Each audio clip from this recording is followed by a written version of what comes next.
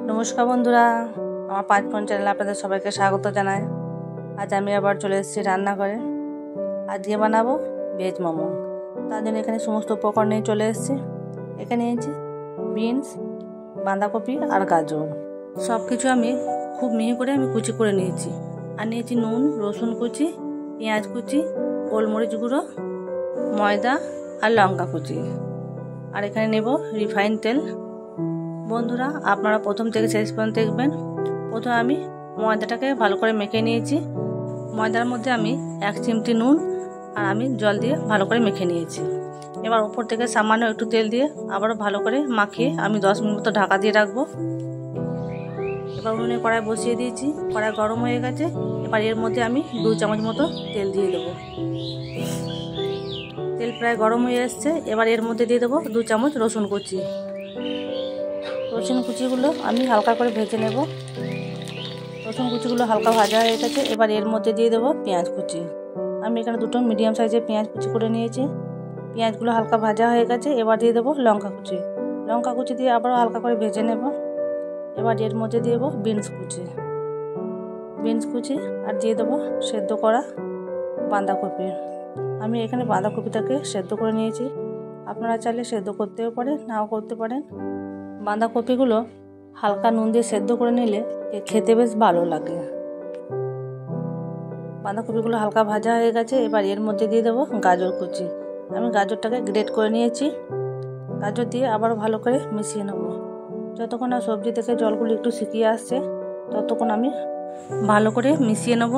এবার এর মধ্যে দিয়ে দেবো স্বাদ মতো নুন আর 1 চামচ গোলমরিচ গুঁড়ো। নুন আর গোলমরিচ গুঁড়ো দিয়ে আবারও ভালো করে মিশিয়ে নেব।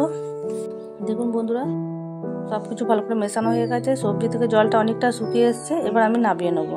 আমাদের মোমোর পুরটা তো রেডি হয়ে গেছে। এবার নামিয়ে নেব। এবার যে ময়দাটা মেখে রেখেছি, এবার ছোট ছোট লেচি কেটে আমি বেলে নেব। দেখুন বন্ধুরা, আমি ছোট ছোট লেচি করে বেলে নিয়েছি। আমি খুব পাতলাও করিনি, খুব মোটাও করিনি।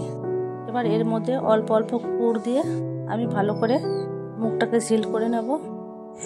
বন্ধুরা, মোমো অনেক রকম ডিজাইন করে করা যায়। আমি এখানে গোল করেই শেপ করে নিচ্ছি। এবার ধার দিয়ে ধরে কুচি কুচি করে নিতে হবে পুরোটা। এইভাবেই পুরোটাই আমি কুচি করে নেব। এবার উপরে ধরে পুরোটাকে ঘুরিয়ে আমি মুখটাকে বন্ধ করে নেব, যাতে পুরটা বেরিয়ে না যায়। এইভাবেই আমি সবগুলো বানিয়ে নেব।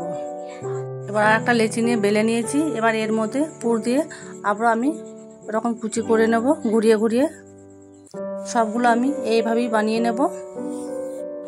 বন্ধুরা, বাড়িতে খুব সামান্য উপকরণ দিয়ে খুব কম সময়ের মধ্যে এরকম ভেজ মোমো বানানো যায়। আপনারা একবার বাড়িতে এরকম বানিয়ে দেখবেন খুব ভালো লাগবে। আমার প্রায় সব মোমোগুলো বানানো হয়ে গেছে। এবার উনুনে আমি একটা ডেচকি বসিয়ে দিয়েছি। ডেচকির মধ্যে জল গরম হয়ে গেছে। মোমোগুলো স্টিম করার জন্য আমি একটা ছিদ্র থালা নিয়ে নিয়েছি। থালাটাকে ডেচকির মধ্যে বসিয়ে নিয়েছি। এবার ওর মধ্যে সামান্য তেল ব্রাশ করে নেব। এদিক ওদিক পুরো তেলটা ভালো করে ব্রাশ করে নিয়েছি, যাতে মোমোগুলো থালার মধ্যে না লেগে যায়। এবার সব মোমোগুলো আমি একে একে দিয়ে দেবো। সব মোমোগুলো আমি দিয়ে দিয়েছি। এবার ভালো করে ঢাকা দিয়ে দেবো। আমি মোমোগুলোকে ভালো করে ঢাকা দিয়ে দিয়েছি। এবার হাই হিটে 15 মিনিট আমি স্টিমে রেখে দেবো। 15 মিনিট পর আমি ঢাকা খুলে নেব। দেখুন বন্ধুরা, কত সুন্দর হয়েছে মোমোগুলো, সুন্দর সেদ্ধ হয়েছে। এবার আমি নামিয়ে নেব। আমাদের ভেজ মোমো তো রেডি হয়ে গেছে। বন্ধুরা, আপনারা একবার বাড়িতে এরকম ভেজ মোমো বানাবেন, দেখবেন খুব সুন্দর লাগবে। বন্ধুরা, সবাই ভালো থাকবেন, সুস্থ থাকবেন। এতক্ষণ আমার সাথে থাকার জন্য সবাইকে অনেক অনেক ধন্যবাদ। আজকে এ পর্যন্তই। ফিরে আসছি অন্য কোনো রেসিপি নিয়ে।